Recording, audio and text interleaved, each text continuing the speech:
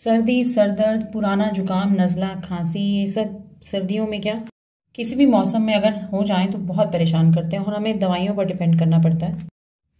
दवाइयाँ भी दोस्तों एक हद तक काम आती है, लेकिन घरेलू नुस्खे भी हमें आजमाने चाहिए, क्योंकि बच्चों को दवाई खिलाना बहुत ही मुश्किल है और हर वक्त दवाई खिलाना ये अच्छा नहीं, हम खुद भी परेशान रहते हैं। तो ऐसे हम आज रेमेडी शेयर कर रही हैं आपसे, जो चाहे छोटे बच्चे खाएं या बड़े बुजुर्ग खाएं, सबके लिए कारगर साबित होगी। दोस्तों मैं बना रही हूँ बेसन का सीरा, बड़ी पारंपरिक पंजाबी ये औषधि कह सकती हूँ ऐसे, क्योंकि जब भी सिर दर्द जुकाम इस तरह की तकलीफ होती है तो बेसन का सीरा घर में बनाया जाता है। पीने में तो बहुत ज़्यादा स्वाद होता है, बनाने में बहुत ज़्यादा आसान होता है और घर पर रखे बेसन से ही बन जाता है।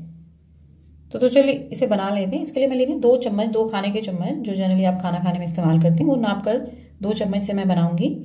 इतना काफ़ी रहेगा। वैसे बेसन बहुत ही अच्छा रहता है, जब भी खांसी जुकाम हो बेसन से बनी कोई भी चीज़ हम खाते हैं ना तो हमें आराम आ जाता है। तो इसमें देसी घी इस्तेमाल करेंगे। 2 चम्मच अगर मैं बेसन ले रही हूँ तो 1 चम्मच मुझे देसी घी चाहिए होगा।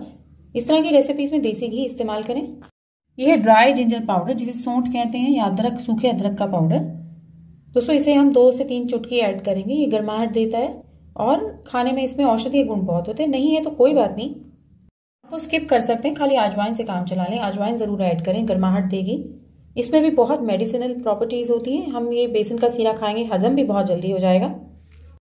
मीठा करने के लिए मैं चीनी यूज कर रही हूँ, आप चीनी की जगह गुड़ इस्तेमाल कर सकते हैं। डायबिटीज है अगर मैं किसी को तो आप शुगर फ्री ऐड कर सकते हैं, उससे भी वही स्वाद आएगा। तो आप शुगर फ्री के साथ भी इस रेसिपी को बना सकते हैं।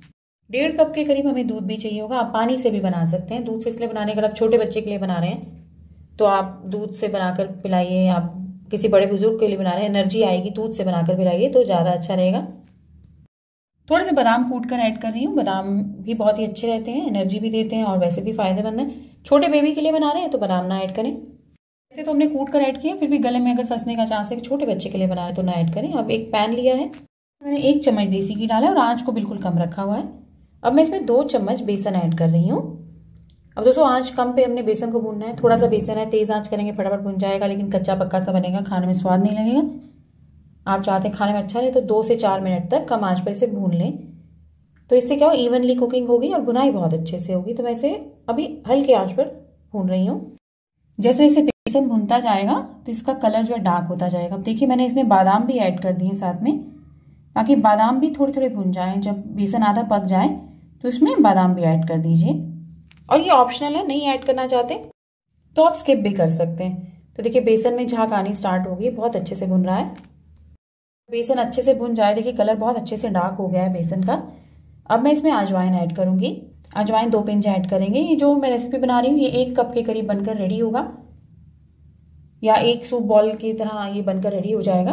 तो मैंने इसमें 2 पिंच मैंने इसमें डाल दिए है अजवाइन, और 2 पिंच ही मैंने इसमें सूखा अदरक का पाउडर यानी ड्राई जिंजर पाउडर ऐड कर दिया है। मिक्स करते हैं। साथ ही मैं इसमें दूध भी ऐड कर रही हूँ, 1.5 कप। दोस्तों दूध इसमें ऐड करें, आंच को कम रखें और इसे चलाते रहें लगातार, ताकि बेसन के लम्स ना बने। बहुत अच्छे से मिक्स हो जाता है, थोड़ी सी हम क्वांटिटी बना रहे हैं तो इसे आप अच्छे से चलाते रहें, मिक्स करते रहें। और जैसे जैसे बेसन पकता रहेगा ये सिरप जो है, जो हम बना रहे हैं सीरा, ये गाढ़ा भी होता जाएगा। तो देखिए बेसन का सीरा गाढ़ा होना स्टार्ट हो गया है, बहुत अच्छे से पक रहा है। इसमें चीनी ऐड कर रही हूँ मैं, ज़्यादा मीठा तेज नहीं कर रही, मैं 2 टीस्पून के करीब इसमें चीनी ऐड कर रही हूँ।